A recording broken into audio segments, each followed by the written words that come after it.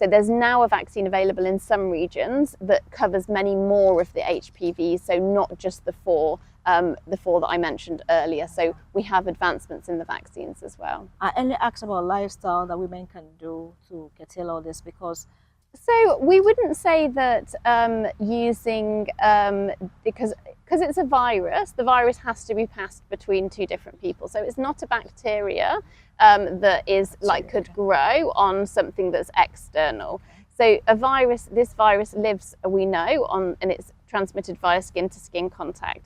So it won't come from sanitary pads unless maybe if you were using a dirty sanitary pad that somebody else had used who had HPV. course, yeah. But if they've been cleaned, then I think that it would be fine.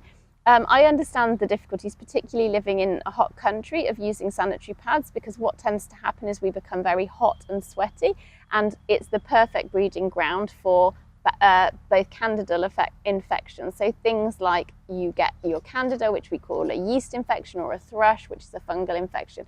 So all of that is more likely when you have to when you're having a period and using pads. Vaccines very expensive. So the vaccines will be provided free on the immunisation programme. I'm not actually aware of how much the vaccines cost, but if you were getting it in the normal routine in the vaccine programmes with the immunisation schedules, then it would be free. I think that there is, and this is where you see this everywhere. It's not just in Tanzania, it's in the UK where I'm from as well.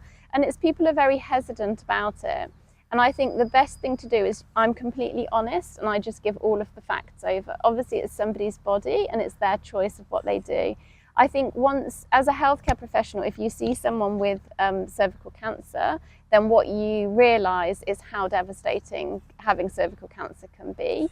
And what's very sad is that I know that could have all been prevented if they'd have had the HPV vaccine.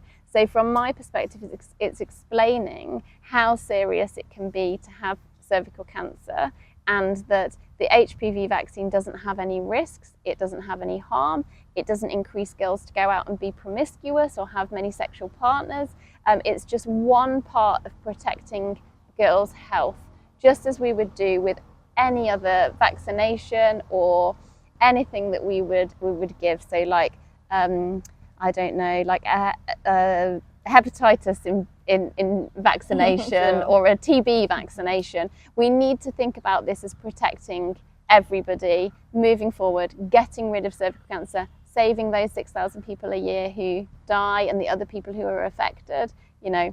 So that's how I would always broach it.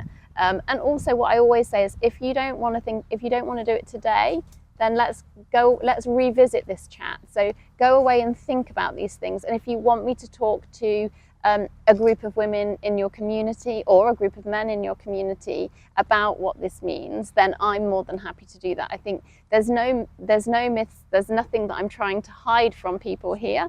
We have the data from lots of other countries where the vaccination program has had a very high uptake, been very successful, and we've seen a reduction in cervical cancer and in genital warts, so which can be really upsetting for people to contract genital warts.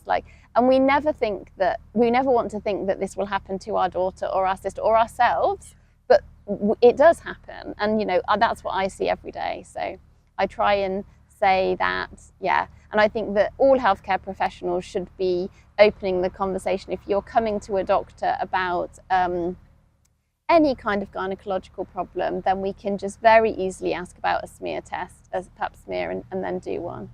Yeah, so I would say, number one, if you get HPV, then it is not your fault.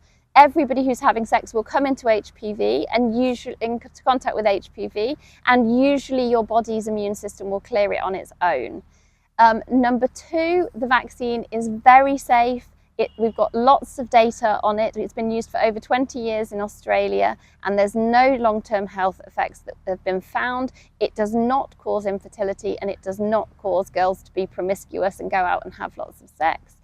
And number three, just ask the questions. If you're worried about this and you're sitting on the fence about it, speak to your healthcare professional. We can give you all of the information that you need, and we all need to work together to protect women. So by getting the three things we need to do to eradicate cervical cancer are the HPV vaccine, regular cervical screening, and then early treatment of any precancerous lesions. Many thanks for joining us on Wellness Station Media Wire Express. It's been an insightful, educative, and informative episode. A heartfelt thanks to Dr. Anna Graham for taking time off her tight schedules to educate us on HPV virus. I know you've learned a lot, but this interview will be also uploaded live on our YouTube channel. You might want to join and to send in your comments, suggestions, and questions. We would answer them as and when we see them. Join us again same time next week. My name once again has been Marina Bakimasa, and many thanks to Dr. Graham for joining us. Thank you.